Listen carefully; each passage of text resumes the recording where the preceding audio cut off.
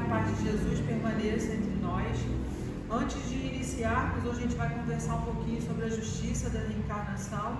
Eu quero falar da alegria de estar aqui de volta.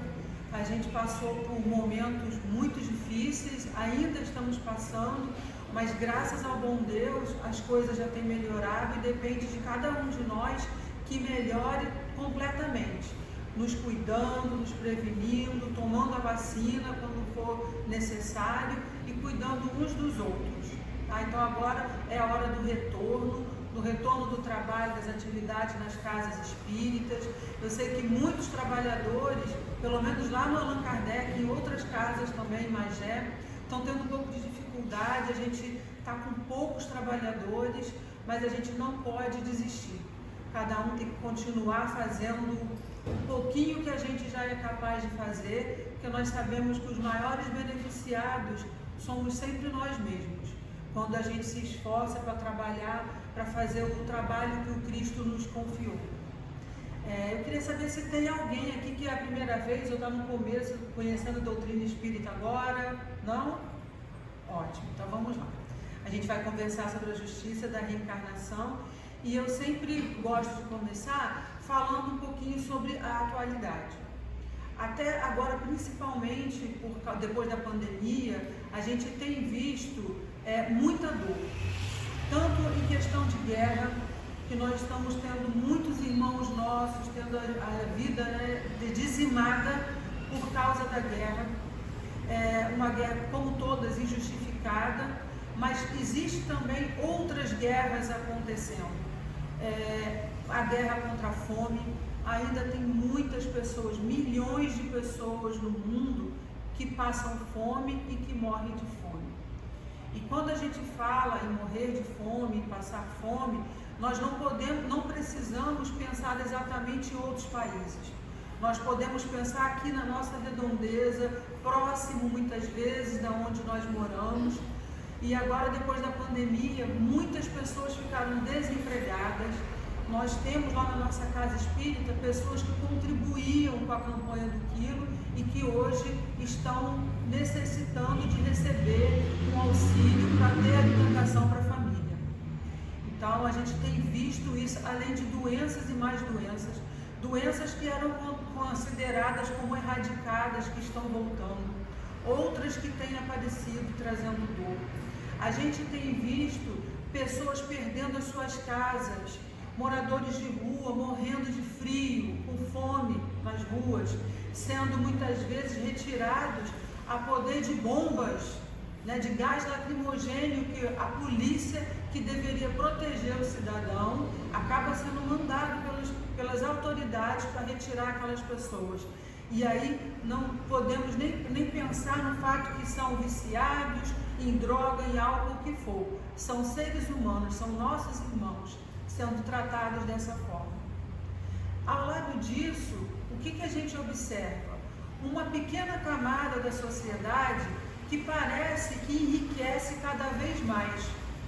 Quanto mais aumenta o número de pobres, de miseráveis, de pessoas famintas, aumenta também o número dos milionários, agora dos bilionários, aquelas pessoas que ganham dinheiro e que às vezes faturam mais na época de crise. A gente vê pessoas desperdiçando, comprando carros cada vez mais caros, joias, mansões, fazendo gastos horríveis que a gente vê pela internet e tudo mais, prédios riquíssimos sendo construídos. Tudo isso lado a lado, no mesmo momento, no nosso planeta. Enquanto a gente tem cada vez maiores avanços em tecnologia, em condições de tratamento de algumas doenças, a gente vê crianças ainda desencarnando por diarreia, por doenças que poderiam ser tratadas, mas a saúde não chega até a comunidade delas. E elas acabam vindo a morrer, a desencarnar por coisas que poderiam ter sido evitadas. E aí a gente fica pensando, por que de tantas diferenças? Deus não é um só? Nós todos acreditamos em um só Deus. A gente até sabe que existem incontáveis religiões. As religiões são muitas. porque são muitos os caminhos que nos levam até Deus, mas Deus só existe um. Se apenas existe um Deus apenas, por que tantas diferenças no mundo?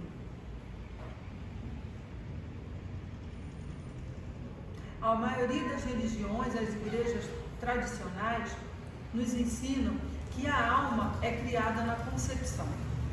Então, para eles, e eu falo isso com uma certa tranquilidade, eu pertenci à Igreja Católica até os meus 19 anos e tenho uma estrada muito longa de várias encarnações junto à Igreja Católica, e a gente vê qual é o ensinamento, não só da Igreja Católica, como de outras igrejas também, de que a cada criança que nasce é uma alma nova. Deus criaria a alma no momento da concepção, que é onde começa uma nova vida. Na hora que o espermatozoide se encontra com o óvulo, dá início a uma vida nova. Nesse momento, Deus criaria uma alma e ligaria naquele corpo em formação. E aí a gente pode ficar questionando, se as coisas acontecem dessa forma, se realmente cada criança que nasce no mundo é uma alma nova que Deus acabou de criar, por que tanta diferença se Deus é Pai de todos? Se Ele é um Pai, a gente aprende no livro dos Espíritos, e as religiões todas ensinam que Ele é um Pai de infinito amor, de infinita sabedoria, infinita justiça, infinita bondade. Ele tem todas as qualidades ao infinito, porque se não tivesse, não seria Deus. Se a gente imaginar que Deus tenha qualquer um dos seus atributos não ao infinito, a gente poderia imaginar um outro ser que tivesse tudo ao infinito e que então seria Deus, seria acima de Deus. Então Deus tem todos os atributos, todas as qualidades ao infinito. Sendo assim, por que nasce no Brasil crianças que vão nascer em favelas, vão nascer na rua? Lá em Magé, agora a prefeitura até está fazendo um trabalho, porque tem muitas mulheres morando nas ruas. Antigamente, quando a gente ia fazer trabalho de distribuição de sopa com os moradores, né, de situação de rua, a gente quase não via mulheres. Agora a gente encontra famílias. Pessoas que moravam de aluguel, que ficaram sem emprego, não têm renda e foram despejados e não tiveram para onde ir. Então, às vezes, tem marido, a esposa, filho. Quando estão grávidas, a prefeitura recolhe no final da gestação para que possa ter um parto num local adequado. Mas muitas vezes, depois de passar aquele período, elas voltam para a rua. Porque no mesmo país, na mesma cidade, no mesmo município, eu moro em Magé, no mesmo município de Magé, nascem crianças que já vão sair do hospital para a rua ou sair para o hospital para o sofrimento em lares desequilibrados, desestruturados, em lares onde vão ter dificuldade de alimentação.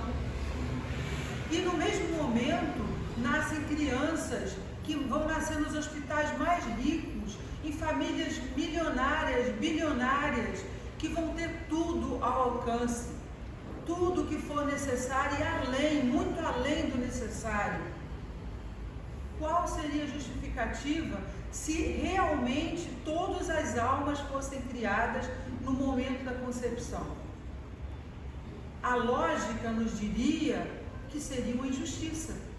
Porque se Deus é Pai de todos, o que nós que somos imperfeitos buscamos fazer com os nossos filhos?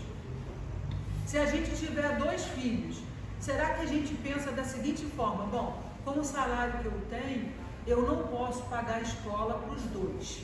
Então eu vou escolher um, vou pagar uma escola excelente para ele e o outro eu vou deixar numa escola pública ali próximo. Esse daqui eu vou comprar remédio, eu vou comprar tudo de bom para ele e o outro não. Quando ele ficar doente, eu vou fazer uma prece, vou dar um chazinho no fundo de quintal para ele melhorar. A gente faz isso? Eu vou educar um, o outro eu vou largar para se criar sozinho. Se nós que somos imperfeitos não teríamos coragem de fazer isso, Eu lembro que a minha mãe criou a gente, somos 3 filhas, né? Com a maior dificuldade. Ela só comprava o que ela comprava para uma, ela comprava para as 3. Se ela não pudesse comprar para as 3, ela não comprava para nenhuma. Esperava o outro mês, um outro momento que todo mundo pudesse ganhar a mesma coisa. Se a gente tem esse senso, imagina Deus.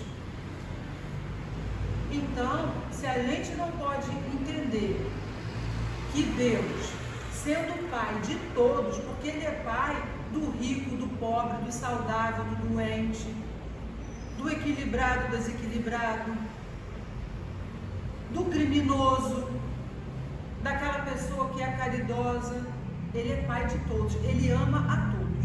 Jesus, quando esteve aqui no planeta, Ele deixou registrado, está lá no Evangelho, que nenhuma das ovelhas dele se perderia. Nenhuma das ovelhas dele. E Ele nos ensinou que Deus é pai de amor. Até então, a gente aprendia que Deus era para ser temido. Foi Jesus que trouxe essa inovação, de que Deus deve ser amado. E que Ele nos ama. E nos ama igual a todos, igualmente. Então tem que ter uma outra explicação. Na doutrina espírita, qual a primeira coisa que a gente aprende quando a gente adentra na casa espírita? Que nós somos espíritos imortais. Nós não somos esse corpo de carne. Esse corpo aqui é perecível. A partir do momento que a gente nasce, aliás, a partir do momento da concepção, que o corpo começa a ser formado, ele também já está envelhecendo. Saiu da barriga da mãe, o envelhecimento vai só aumentando, é progressivo. E vai chegar um momento, por mais que a gente cuide da saúde, que a gente pratique atividades físicas, que tenhamos todo cuidado com essa máquina física aqui, vai chegar um momento que ela não vai dar mais condição de vida. Os órgãos estarão tão cansados que a pessoa vai desencarnar por falência múltipla dos órgãos, porque os órgãos não aguentavam mais funcionar. E aí, o que acontece conosco? Voltamos para a nossa pátria verdadeira, porque nós não somos isso aqui. Isso aqui é como uma roupa. Hoje eu estou com uma roupa, amanhã eu posso estar com outra, mas sou sempre eu. Eu não mudo. Eu até melhoro, porque eu estou estudando, eu estou vivendo, eu estou aprendendo, mas não é a roupa que sou eu. Eu uso a roupa enquanto é necessário, enquanto ela está em condições. Vai ficando velhinha, a gente se desfaz dela e pega uma outra roupa. Então, nós somos espíritos imortais. Isso é necessário que fique muito bem introjetado na nossa mente. Porque em algumas situações da nossa vida, situações de prova, situações de dor, muitas vezes a gente pode se deixar levar pelo pensamento de querer fugir da vida. Quando a gente tem bem fixo na nossa mente, muito correto, muito claro, de que nós somos espíritos imortais, que esse corpo físico aqui é apenas uma vestimenta, a gente vai passar por qualquer dificuldade, a gente vai buscar qualquer solução, mas nunca, jamais pensaremos em fugir da vida, porque é impossível. Nós, enquanto espíritos imortais, nós somos criados por Deus simples e ignorantes. Deus cria o tempo todo. Então, enquanto nós estamos aqui, Deus continua criando. Ele está sempre criando. Nós já estamos num certo estágio de evolução. Mas muitos irmãos nossos, muitos espíritos estão sendo criados agora para iniciarem o seu processo de evolução. E outros estão nos estágios finais. Tem espíritos em vários graus de evolução. Desde os mais próximos do início até os que estão alcançando o objetivo, que é qual? A perfeição. Na questão 132 do Livro dos Espíritos, Kardec pergunta exatamente qual é o objetivo da encarnação. E os espíritos superiores falam de 2 objetivos: alcançar a perfeição e contribuir no progresso da humanidade. Então, Um dos nossos objetivos, e quando estamos aqui, nessa encarnação, é alcançar a perfeição. Para isso, o que a gente faz? A gente está convivendo uns com os outros. Normalmente, nós estamos nos reencontrando. André Luiz diz que é muito raro a gente topar com uma pessoa pela primeira vez. Normalmente, todo mundo que a gente convive, a gente já teve algum tipo de contato alguma vez. Por isso que a gente simpatiza facilmente com alguns, com outros a gente às vezes antipatiza um pouco, mas sempre a gente pode perceber que existe algo de anterior ali, de anterioridade. E também a gente contribui com o progresso da humanidade. Quando eu aprendo, quando eu busco melhorar, quando eu busco ser uma pessoa melhor, eu vou ajudar a minha comunidade, primeiro na minha família, que é a primeira célula que a gente faz parte. Depois a nossa comunidade, a nossa casa espírita, o nosso país e o nosso planeta. Então isso também é um objetivo nosso. Quando a gente pensa, quando a gente fala na prática do bem, quando a gente busca fazer a que a gente chama de caridade, ajudar, nós estamos ajudando a nós mesmos e estamos ajudando ao nosso próximo. Não é só aquele que está recebendo a caridade, não. Porque quando eu estou melhor, eu influencio o outro, eu animo o outro, e daí a pouco já somos dois. E nós dois juntos vamos animar mais 2, mais 4, mais 6 e assim adiante. Por isso, durante as situações da nossa vida, a gente tem que buscar sempre um olhar de otimismo, principalmente nós que somos espíritas. Nós somos aqueles que ficou registrado lá no Novo Testamento, que somos os que mais receberam. Nós estamos recebendo mais conhecimento, mais informação. Quando a gente pega uma obra espírita, nós temos informações ali que nos fazem compreender como é o mundo do lado de lá. A maioria dos nossos irmãos de outras religiões, as informações que eles têm acabam no túmulo. Depois eles têm criações, coisas que falaram, que eles imaginam como deve ser. Nós temos o testemunho daqueles que passaram para o lado de lá e que voltaram para nos dizer: olha, comigo aconteceu assim, assim, assim. A minha vida foi desse jeito e eu cheguei do lado de lá e encontrei isso. Aí o outro teve uma vida totalmente diferente e a gente também descobre como que foi a chegada dele do lado de lá. Aí a gente pode escolher: eu quero chegar do lado de lá como um ou como o outro. Basta eu escolher como agir.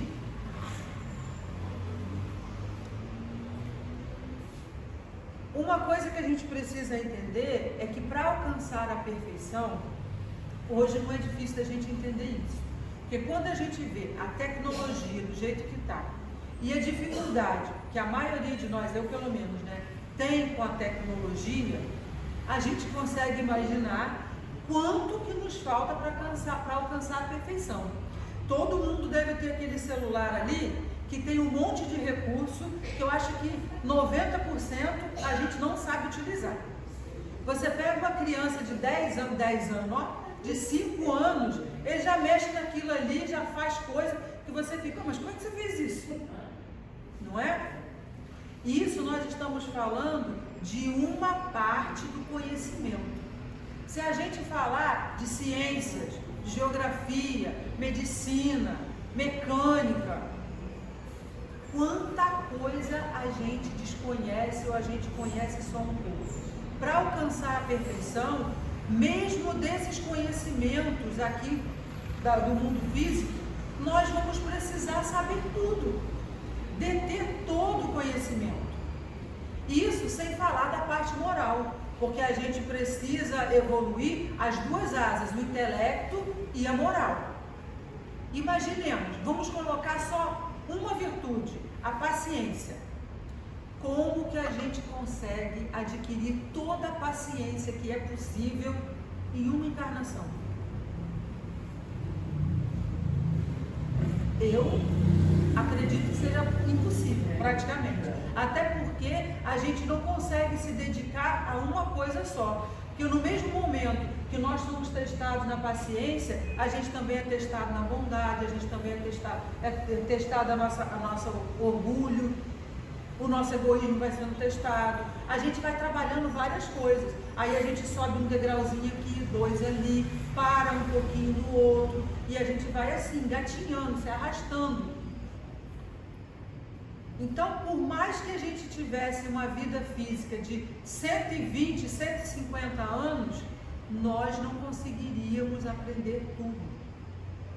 Se a gente pegar o melhor médico que existe no mundo, podemos escolher uma área, vamos falar de cardiologia, o maior cardiologista do planeta Terra, ele não vai conseguir aprender tudo o que tem que aprender sobre a área dele numa encarnação.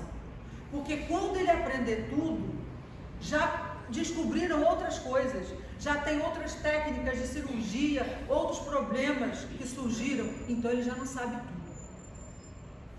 E sem contar que com o passar do tempo, muitas vezes o corpo dele, a mente, já não consegue aprender com a mesma rapidez que aprendia antes, com o mesmo resultado da juventude.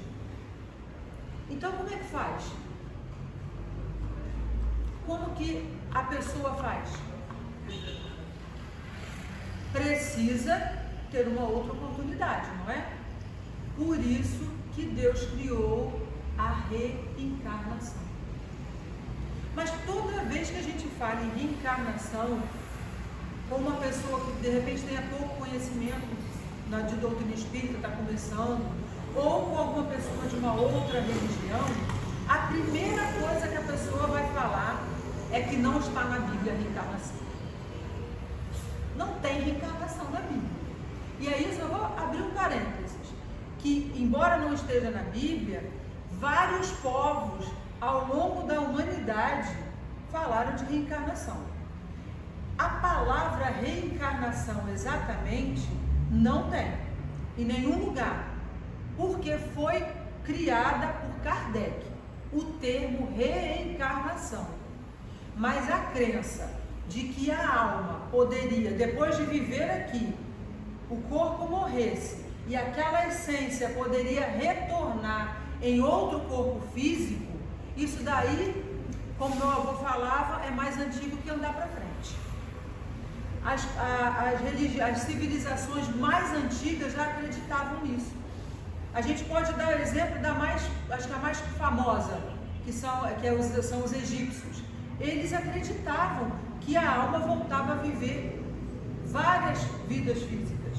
Só que eles achavam que era o mesmo corpo, que voltaria para o mesmo corpo.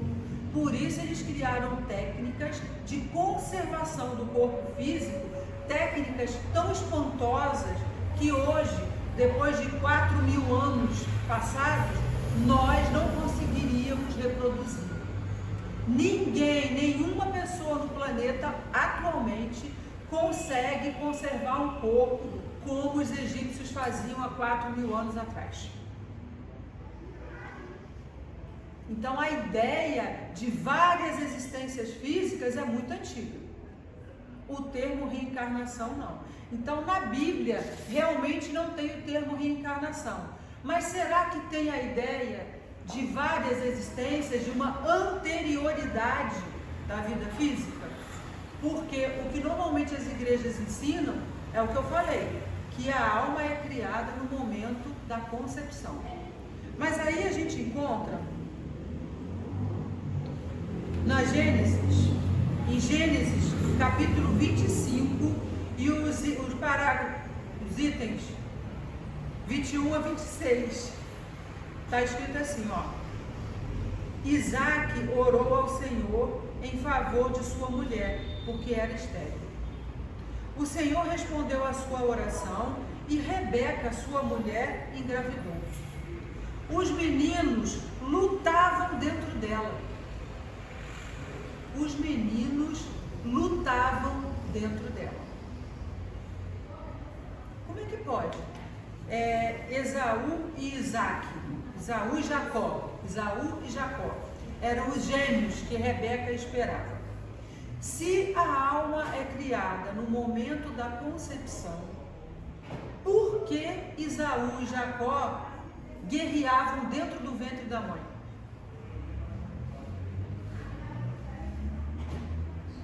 Não dá a entender que havia alguma coisa, porque não há justificativa. Eles estavam ali, tinha alimento para os dois. O ambiente é o mesmo, então a temperatura, o local, tudo a mesma coisa para os dois. Por que eles guerreavam? E mais na frente, aqui eu não cheguei a grifar, mas mais na frente, ele vai dizer, o Senhor vai dizer a Isaac, que os dois iam formar duas civilizações, que seriam inimigas, antagônicas. Cada um ia ser responsável, ia ser rei de uma civilização, que seriam antagônicas, inimigas. Por que se eram irmãos gêmeos? E tem mais aqui. Em Jeremias, está dizendo assim: antes mesmo de te formar no ventre materno, eu te escolhi. Antes que viesses ao mundo, eu te separei e te designei para a missão de profeta entre as nações. Isso aqui é o que foi falado para Jeremias. Antes mesmo de você se formar no ventre materno, eu te escolhi. É como se fosse Deus falando para ele, né? Jeová, que eles colocam lá no Velho Testamento, falando para ele: antes que viesses ao mundo, eu te separei e te designei a missão de profeta para as nações. Como que pode ser isso se ele foi criado no momento da concepção? Como que antes de entrar no ventre da mãe, ele foi escolhido se ele ainda nem existia? Então aqui já passa a ideia de que pelo menos Jeremias existia antes de entrar no ventre da mãe. Porque Deus, ou um mentor espiritual lá, daquele povo, já tinha escolhido ele para ser profeta, um médium entre as nações ali. Que ele realmente o foi quando nasceu. Se Jeremias já existia antes de entrar no ventre da mãe, o que impede que qualquer um de nós também já tenhamos existido? Ou naquela época? Porque Deus, para ser Deus, ele não pode ser parcial. Ele não pode usar uma regra com um e outra regra com o outro. Ele é justo, infinitamente justo. Então, se Jeremias já existia antes de entrar no ventre da mãe, nós também já existíamos. Mas alguém pode falar assim: mas o Velho Testamento é muito complicado, eu não costumo ver o Velho Testamento. E no Novo Testamento? Jesus falou alguma coisa sobre reencarnação? Vamos ver? Mateus, no capítulo 17, os versículos de 10 a 13. E os seus discípulos o interrogaram, dizendo: por que dizem então os escribas que é necessário que Elias venha primeiro? E Jesus, respondendo, disse-lhes: em verdade, Elias virá primeiro e restaurará todas as coisas. Mas digo-vos que Elias já veio e não o conheceram, mas fizeram-lhe tudo o que quiseram. Assim farão eles também padecer o Filho do Homem. E aí tem lá o versículozinho 13, que a gente pode chegar em casa e procurar na nossa Bíblia, em qualquer Bíblia, e a gente vai encontrar que está registrado: então eles entenderam os discípulos que ele lhes falara de João o Batista. Então, peraí. Jesus havia sido previsto, predito lá por 600 anos antes de Jesus chegar aqui, que antes de Jesus vir, Elias, que foi um grande profeta, voltaria para poder preparar o caminho para o Messias. Então, nesse momento aqui, os discípulos estavam ali diante de Jesus, identificavam em Jesus a figura do Messias, mas eles ficaram pensando: cadê Elias? Não disseram que Elias teria que vir primeiro? Se o Senhor, mestre, é o Messias, cadê Elias que não veio? E Jesus falou com eles que Elias tinha vindo, tinha feito, executado o trabalho que tinha que executar, que não tinha sido reconhecido e que tinham feito com ele o que quiseram, porque João Batista foi preso e foi morto, degolado. E está dizendo lá que eles entenderam que Jesus estava falando de João Batista. Mas João Batista era primo de Jesus. João Batista era filho de Isabel. Todo mundo conhecia a história do João Batista, porque Isabel engravidou quando eles consideravam que era impossível, que ela já estava na velhice. O que eles consideravam na velhice. Então isso ficou registrado. O pai de João Batista era chefe lá da sinagoga, responsável lá na sinagoga. E ele duvidou que a esposa estivesse grávida quando o anjo apareceu e anunciou. E o anjo falou: você não está acreditando na minha mensagem? Então você vai ficar sem voz até o dia que o seu filho nascer. Na hora que ele chorar, você volta a falar. E foi o que aconteceu. Então, o nascimento de João Batista foi um grande marco. Todo mundo tomou conhecimento. Primeiro porque uma mulher que era considerada estéril, já numa idade avançada, engravidou. Depois porque o pai, por ter desconfiado da mensagem recebida dos espíritos superiores, ficou mudo até o dia do nascimento de João Batista. Mas se João Batista era Elias, e aí? Qual a explicação? Só tem uma. João Batista era Elias reencarnado. Era o mesmo espírito imortal, nascido num outro corpo. Um corpo novo. O espírito velho, o mesmo espírito que trazia aquela missão que executou naquela encarnação enquanto João Batista. E aí a gente vai mais uma vez falar. Se João Batista, se Elias reencarnou, então qualquer um de nós pode reencarnar. Porque Deus não daria uma regra para Elias e outra para nós. Mas ainda tem outro. Quando a gente vai falar aqui quando a gente fala das leis humanas, porque nós estamos querendo mostrar ou demonstrar que Deus, sendo Deus, ele não pode ser parcial. E ele não pode, uma hora decidir de um jeito e outra hora decidir de outro jeito. As leis de Deus são imutáveis. Ele criou lá no começo do mundo e são as mesmas. E serão as mesmas por toda a eternidade. Porque ele é Deus. O que acontece conosco, enquanto seres humanos, é que nós vamos progredindo intelectualmente e vamos tomando conhecimento dessas leis. Leis da física e tudo mais que os cientistas vão descobrindo aí, que na realidade eles não criaram. Já existia, já estava em funcionamento. Só que a gente vai descobrindo aos poucos, entendendo aos poucos. Então, na nossa lei humana, quando uma pessoa erra, quando comete um crime e ela é presa, condenada, ela vai para um presídio. Aquele presídio, ele tem como objetivo ressocializar a pessoa. É claro que a gente sabe, principalmente aqui no Brasil, que a maioria dos presídios não vão cumprir ou não estão cumprindo com esse papel. Mas se a gente olhar na lei, na Constituição, o objetivo do presídio é esse. É ressocializar, não é ser um depósito de seres humanos, para que as pessoas fiquem lá sendo maltratadas até morrer, ou para que saiam de lá piores do que quando entraram. O objetivo da sociedade é que aquela pessoa entrasse lá e ela tivesse condições de se reajustar, de quitar o seu débito para com a sociedade e de sair de lá recuperado. Esse é o objetivo. Em muitos casos se consegue.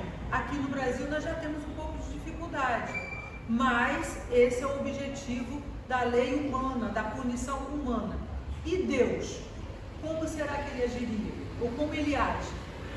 Se nós criamos condições para que o criminoso, a pessoa que cometeu algum crime, possa ser punida, possa quitar o seu débito e retornar ao convívio da sociedade, será que Deus não criaria também uma forma? Tem aqui no Evangelho de Mateus, o capítulo 7, os versículos de 7 a 12, registrado o seguinte: quem de vós dá ao filho uma pedra quando ele pede um pão? Ou lhe dá uma cobra quando ele pede um peixe? Ora, se vós, que sois maus, sabeis dar boas coisas a vossos filhos, quanto mais vosso Pai que está nos céus dará coisas boas aos que lhe pedirem. Não é cabível, não é concebível para a gente imaginar que nós tenhamos leis que são mais justas do que as leis de Deus. Então, como que a gente pode imaginar que Deus, tendo colocado para nós o objetivo de alcançar a perfeição, não sendo possível alcançar essa perfeição em uma só existência, a gente imaginar que no final da nossa vida nós seríamos julgados e levados para um inferno eterno, uma condenação eterna, por maiores que sejam os nossos crimes, por maior que tenha sido a nossa vida, 200 anos, acho que ninguém nunca viveu 200 anos, de 200 anos, ainda que seja uma pessoa que tenha cometido crimes desde o momento que aprendeu a andar, até o momento que morreu. Se ela cometesse todos os delitos, todos os crimes possíveis e imagináveis, ainda assim, são 200 anos comparados a uma eternidade de castigo. É extremamente desproporcional, porque nós não temos nem condição de imaginar o que é a eternidade. Tanto a gente não tem condição que às vezes a gente vai para uma consulta médica, quando alguém nos pergunta, e aí, como é que foi a consulta? A gente às vezes fala assim, foi bom, o médico é bom, mas eu esperei uma eternidade. A gente não fala isso? Porque a gente não tem noção do que é eternidade. A gente não consegue, a nossa mente não consegue alcançar. Então Deus não teria uma condição diferente para ajudar os seus filhos a se quitar diante da lei? Se Ele mesmo cria os seres, e aí já é um outro questionamento, e Ele sabe tudo, Ele tem o conhecimento de tudo. Quando Ele cria o espírito, Ele que criou, por que Ele criou um espírito com condição de se tornar equivocado, de cometer determinados crimes terríveis, para depois ser condenado ao fogo eterno, ao inferno?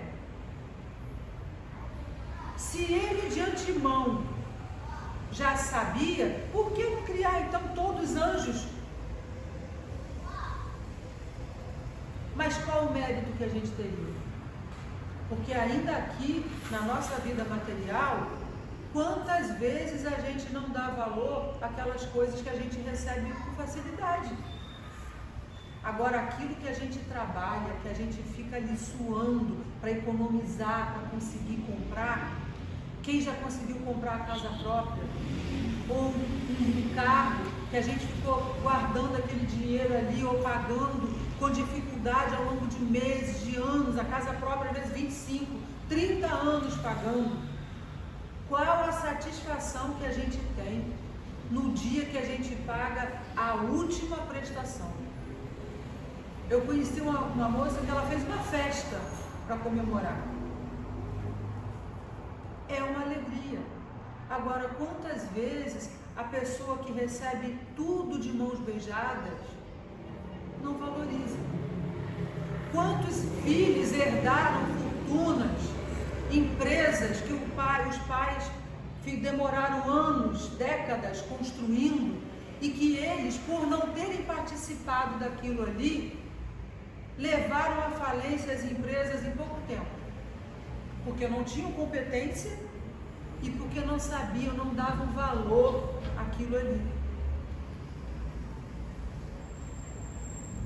Então é a mesma coisa.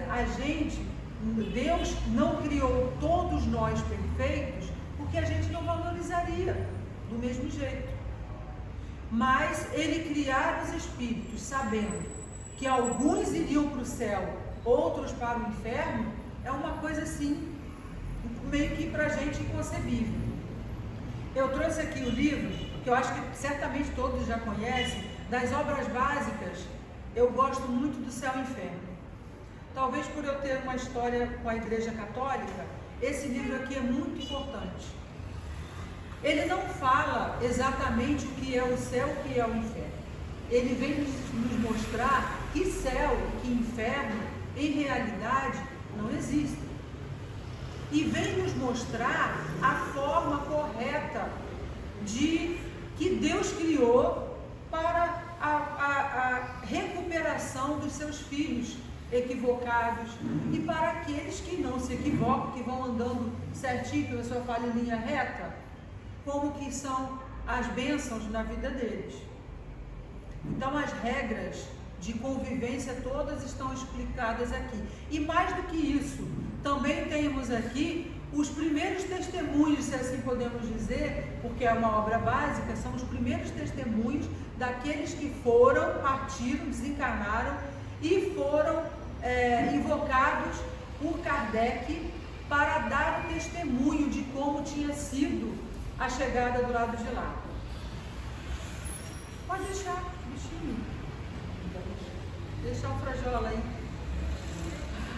Então, tem aqui no Céu e Inferno o testemunho de espíritos felizes que chegaram do lado de lá e foram para esferas iluminadas, espíritos medianos, espíritos sofredores, pessoas que quando encarnados foram criminosos, suicidas, todos eles deram testemunho e está registrado aqui no livro Céu e Inferno, para a gente começar, porque depois, quando Chico Xavier inicia o trabalho dele na psicografia, muitos outros testemunhos vieram.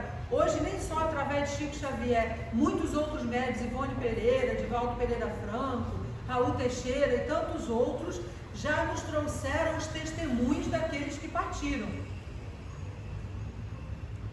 Então, a reencarnação para a gente não é só uma questão de crença, é uma realidade. E mais do que uma realidade, é uma necessidade para que a gente possa aceitar a infinita justiça e bondade de Deus. Porque, caso contrário, a gente não tem como alcançar essa perfeição em uma encarnação só e não conseguiríamos entrar no céu de forma alguma. Se a gente imaginar, bom, eu pensando agora, na minha época, né, eu vou fazer 49 anos, talvez o que eu tenha conhecimento de espírito assim, mais evoluído, eu poderia colocar Chico Xavier. Mas ele mesmo, Chico Xavier, se dizia Cisco Xavier, se dizia um subverme, ele próprio.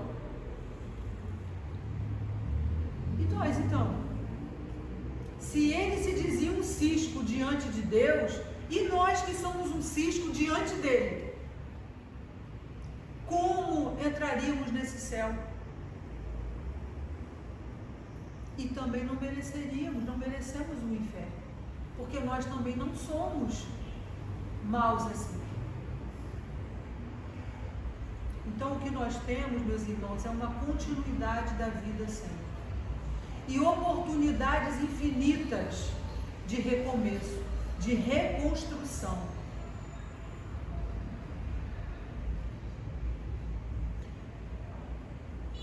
Uma das coisas que os irmãos de outras religiões também costumam falar, um termo que se costuma usar, e que a gente precisa entender bem para poder esclarecer, sempre eles falam, mas então vocês acreditam que fulano reencarnou no cicrano? Não, ninguém reencarna em ninguém. Nós, enquanto espíritos que somos, nós modelamos o nosso corpo de acordo com a nossa necessidade. No momento que somos ligados, na hora da concepção, quando o espermatozoide consegue entrar no óvulo, o perispírito começa a ser ligado ali naquele novo corpo. E aí o perispírito vai pegar ali os ingredientes que nós temos. Todos nós, seres humanos, somos formados de 23 pares de células, de cromossomos. 23 pares. Com todas as receitas ali, por causa do DNA, temos todos os ingredientes ali. Mas a escolha desses ingredientes é individual, é única, porque cada espírito é uma individualidade. Então, o mesmo homem e a mesma mulher podem ter 300 filhos, nenhum será igual ao outro.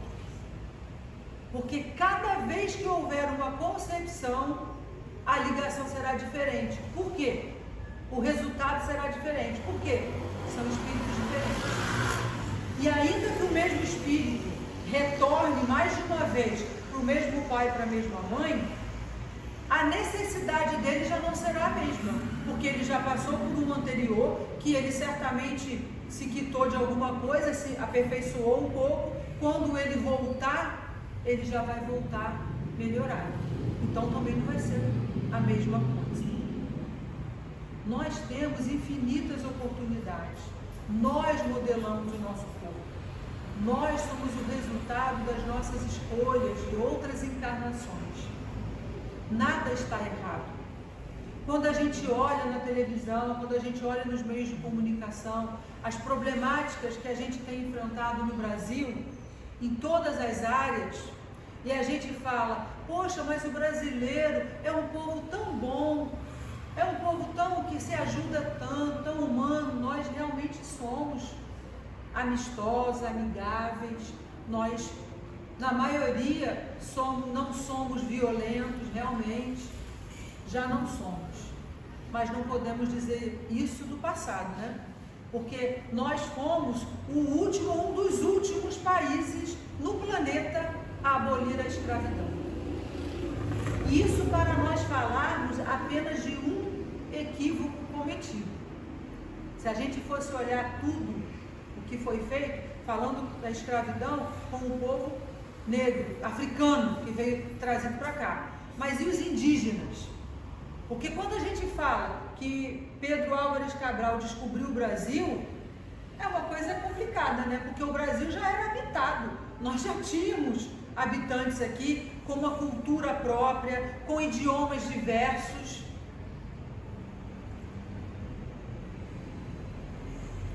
E foram dizimados. E ainda estão sendo dizimados. Como se costuma dizer, os verdadeiros donos do Brasil. Então, sim, as coisas estão certas. Nós estamos colhendo as dores que nós plantamos. Porque lá atrás a gente achou que podia fazer o que quisesse com os nossos irmãos apenas pela cor da pele. Ou apenas por não ter a cultura que os europeus tinham, acharam que era justo chegar aqui e evangelizar os indígenas. Mas esse evangelizar é tirar a cultura, acabar com a essência daqueles seres, e principalmente os que se adequassem podiam até viver, os que não se adequassem não continuavam vivos. Então a gente diz, o Brasil não tem grandes karmas. Grandes talvez não, mas nós temos alguns. Então não reclamemos das dificuldades, mas também não vamos ficar sentados, deitados em berço esplêndido, né? Não, cada um cuidando de si, melhorando a si. Não adianta apontar os dedos para os outros. Nós já fizemos isso tantas e tantas vezes. E o que a gente conseguiu? Estender mais as nossas dores. Agora é a gente arregaçar as mangas e buscar aprender, buscar entender, buscar ser melhor, praticar o bem a todos que estão ao nosso redor, principalmente através aqui, do pensamento. Porque pensamento é energia, nós somos energia, o nosso mundo são ondas, energia ao redor de nós, dentro de nós e dando formação ao nosso corpo físico também. Então não adianta que eu sorria se o meu pensamento está violento, está com raiva, está com ciúme, está com mágoa no coração. A nossa mudança tem que ser real. Há 2000 anos atrás, Jesus já falava para os fariseus, chamando a cada um deles de hipócritas. Por quê? Porque, segundo Jesus, eles eram como túmulos caiados. Por fora, tudo branco, tudo lindo, mas por dentro só a podridão. Não permitamos que aconteça o mesmo conosco. E sem aquele sentimento de culpa. Não adianta dizer, eu sou pior, eu sou mais terrível. Não, é o otimismo. Cada dia que a gente desperta, que a gente abrir os nossos olhos, o nosso corpo físico, agradeçamos a Deus de imediato, mais uma oportunidade que Ele está nos dando de sermos melhores. O progresso, ele é gradual. Eu não posso esperar de uma hora para outra sair do estágio que eu estou e chegar aqui em cima, muito elevado. Mas eu preciso me esforçar continuadamente. Aí a gente observa a criança quando começa a andar. Na realidade, ele começa primeiro se esforçando para sustentar a cabeça, né? Assim, e vai pegando força, começa a engatinhar, depois se escora na parede, nos móveis, fica de pé, as perninhas vão ficando fortes, eles ensaiam um passo ou outro, daqui a pouco saem correndo. É essa perseverança que a gente tem que ter. Ou quando a gente começa a fazer uma atividade física, o corpo dói, a gente quer desistir, mas aí prossegue, persevera, daí a pouco já não está mais sentindo as dores. Então que a gente faça o mesmo. Não é ficar olhando para trás nos erros que cometemos. Quando a gente olha para trás, é para a gente ver aquilo que a gente não quer mais repetir e prosseguir, seguir adiante. Conseguimos aprender isso, fazer isso, ainda estamos errando naquilo. Não vamos parar para lamentar. Nós não temos tempo.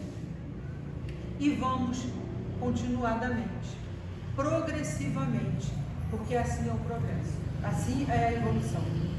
Lembrando que no Evangelho segundo o Espiritismo ficou registrado que os espíritas seriam reconhecidos não pelo grau que tivessem alcançado, né, de perfeição, mas pelos esforços que empregassem em ser melhores. Então, são os nossos esforços. Às vezes eu vejo as pessoas falando, de nosso lar, impossível para mim, eu vou ficar lá no umbral. E aí, por associação, as pessoas consideram o umbral mais ou menos o que seria o inferno para o católico ou o purgatório. Não, meus irmãos, não. Porque os espíritos superiores, eles nos avaliam pelos nossos esforços. Por isso a gente vê no livro Voltei, quando o irmão Jacó está sendo levado, entre aquele grupo liderado por Bezerra de Menezes, existia uma pessoa, um irmão, que tinha cometido um homicídio. Quando ele começa a subir a escada para chegar na colônia espiritual, os espíritos que estavam ali no umbral falaram, não deixem o homicida subir aquela estrada de luz, né? Ele não merece. E o irmão lá, coitado, começou a ter um sentimento de culpa. Bezerra de Menezes saiu lá da frente e foi até ele. Chegando até ele, falou, meu irmão, você realmente cometeu um erro. Mas Jesus deixou registrado que um ato de amor cobriria milhões de pecados. E você foi um excelente marido, foi um excelente pai, um excelente patrão. Escute as preces dos seus funcionários, dezenas orando por ele, agradecidos. Então, ele cometeu um erro, mas ele buscou durante toda a vida dele, como forma de reparar aquele erro, fazer o máximo de coisas boas que pudesse. Então, ele adentrou. Então, o que conta, meus irmãos, não é somente os nossos erros, mas principalmente os nossos acertos, os nossos esforços. Então, todos nós estamos no quadro nível. Eu trouxe aqui, para poder encerrar, por causa do horário, uma mensagem aqui falando sobre o renascimento. É o livro Religião dos Espíritos, o médium Franciscano de Xavier e o Espírito Emmanuel. Renascimento. Não aguardes o lance da morte para atender em ti mesmo a grande renovação. Se a chama de tuas esperanças mais caras surge agora reduzida após cinza, aproveita os resíduos dos sonhos mortos por adubo a nova sementeira de fé e caminha para diante, sem descrer da felicidade. Muitos desertam do quadro escabroso em que o céu lhes permite a quitação com as leis divinas, deitando-lhe insultos, como se retirassem de província infernal. Mas voltarão a ele em momento oportuno, com lágrimas de tardio arrependimento, para reajustar suas disposições, quando poupariam larga cota de tempo se lhe buscassem compreender as lições ocultas. Outros muitos fogem de entes amados, reprochando-lhes a conduta e anatematizando-lhes a existência, qual se ausentassem de desapiedados verdugos. No entanto, voltarão igualmente mais tarde, a tributar-lhes paciência e carinho, a fim de curar-lhes as chagas de ignorância e ajudá-los no pagamento de débitos escabrosos, entendendo, por fim, que teriam adquirido enorme tesouro de experiência, se lhes houvessem doado apoio e entendimento, perdão e auxílio justo, no instante difícil em que se mostravam desmemoriados e inconscientes. Não deixes assim para amanhã o trabalho bendito da caridade que te pede ação ainda hoje. O caminho de angústia e a mão do insensato, despontam do pretérito, cujas dívidas precisamos solver. Desse modo, se te não é lícito possuir esse ou aquele patrimônio que te parece adequado à realização do mais alto ideal, faze da tela escura em que estagias a escola da própria sublimação. E, se não podes receber em determinada condição a alma que amas no mundo, consagra-lhe mesmo assim o melhor de teu culto, estendendo-lhe a bondade silenciosa na bênção da simpatia. Não encomendes, pois, embaraços e aversões à loja do futuro, porque, a favor de nossa própria renovação, concede-nos o Senhor, cada manhã, o sol renascente de cada dia. Assim, meus irmãos, que a paz de Jesus permaneça conosco e não nos esqueçamos, como uma amiga minha costuma dizer, Deus é bom